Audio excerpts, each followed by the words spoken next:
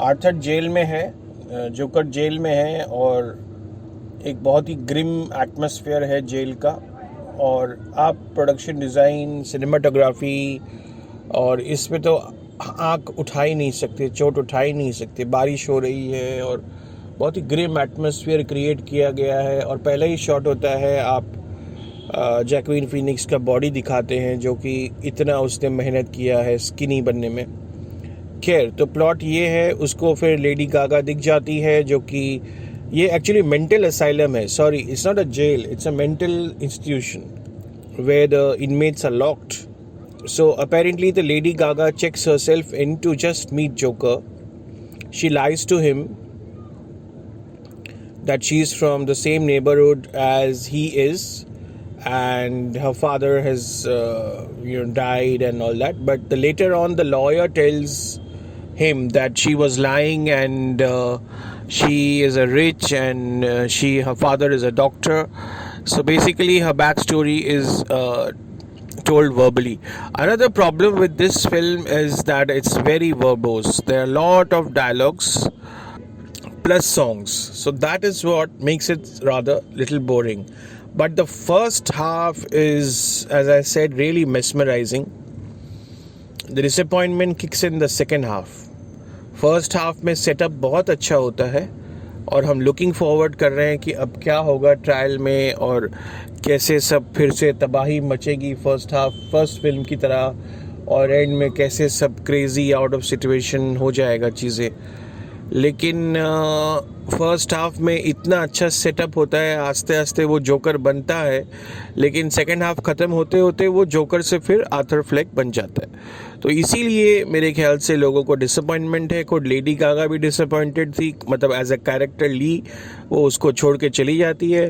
तो यही सारा मामला है। बट जैक्विन फीनिक्स ने बहुत ही बढ़िया काम किया है। तो पहले देख के तो मैं रिएक्शन यही दे सकता हूँ, लेकिन ये फिल्म एक मेरे ख्याल से स्टडी करने लायक हो सकती है। इसका जो शॉट टेकिंग है, जो कॉम्पोजिशन है, जो लाइटिंग है, जो फ्रेमिंग है, और बहुत अच्छी हो सकती थी, लेकिन अनफॉर्चुनेटली हो ना पाई। It's a good attempt, but at the end of the day audience is king. तो मेरे ख्याल से फिल्म लोगों को इसलिए पसंद नहीं आई क्योंकि इसमें कोई वायलेंस नहीं है, कोई मारामारी नहीं है। पहले पार्ट में वो 5-6 लोगों को मारता है और फिर पूरा सिटी आर्सन, लूटिंग और किलिंग मचा देता है। इसमें ऐसा कुछ भी नहीं है। गाने हैं, प्यार है, मोहब्बत है ना। एक ड्रीम सीक्वेंस में बस वो जज को मारता है, वो भी ड्रीम सीक्वेंस में, नॉट इन रियलिटी। और इस पूरे फिल्म में उसके साथ टॉर्चर होता है, खुद he is tortured. So there are lots of reasons why this film is going to be a disaster at the box office, and it is a very, very underplayed film in spite of Lady Gaga, in spite of the director being carried away by Lady Gaga and her singing. But she's done a decent job, very earnest job, and of course her voice is good.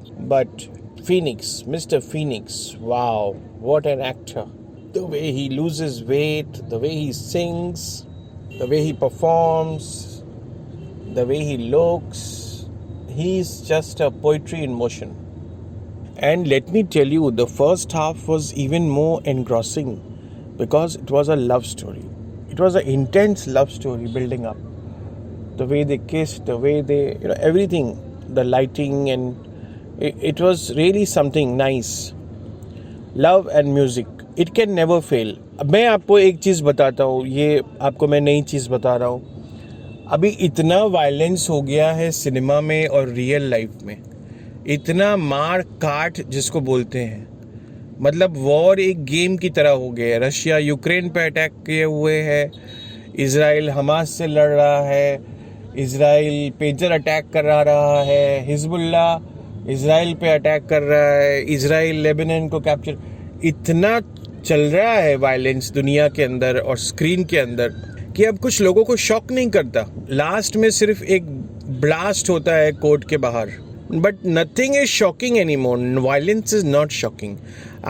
One advice I want to give film makers is, and अभी भी आप audience को shock कर सकते हो और surprise कर सकते हो, and you can make them in awe only through love and music and love making. Yes, love making is still the weapon we have through which we can make the audience in awe of cinema. कभी भी out of fashion नहीं जाएगा, क्योंकि इंसान के अंदर कितना भी वायलेंस क्यों ना हो, कितना भी वहशीपन, कितना भी जोकरपन क्यों ना हो, लेकिन प्यार, मोहब्बत और म्यूज़िक इंसान के अंदर भरा हुआ है, जेंटलनेस, काइंडनेस, और वो कभी ख़त्म नहीं होगी। तो फाइनली आपको मैं ये कहना चाहता हूँ कि इतनी भी बुरी नहीं है जितना कि सारे रिव्यूअर्स बोल रहे हैं। अभी मैंने एक देखा heading the futile production of joker, इतना भी ख़राब नहीं है। ये क्रिटिक्स जो है ना, फिल्म मेकर नहीं है ना, इनको समझ में नहीं आता है कि कितना इसके अंदर जाता है। It's so easy to criticize. You criticize shitty films, it's okay, but if you criticize technicians and artist then you should be a little gentle. You have never taken a single shot in your whole life and you freaking dismiss someone's efforts so blatantly. So I would say it's not a great film. It's a one-time watch, but don't be so cruel. It's not so bad, okay? It's not so bad.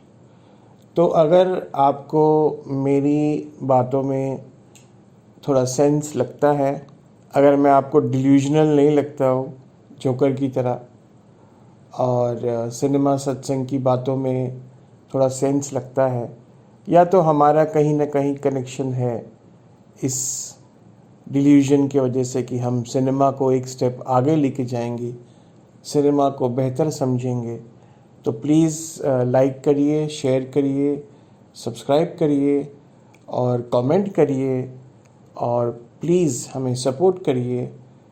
जी पे, PhonePe, PayPal, सारा कुछ available है ताकि आप तक हम ये content पहुंचाते रहें।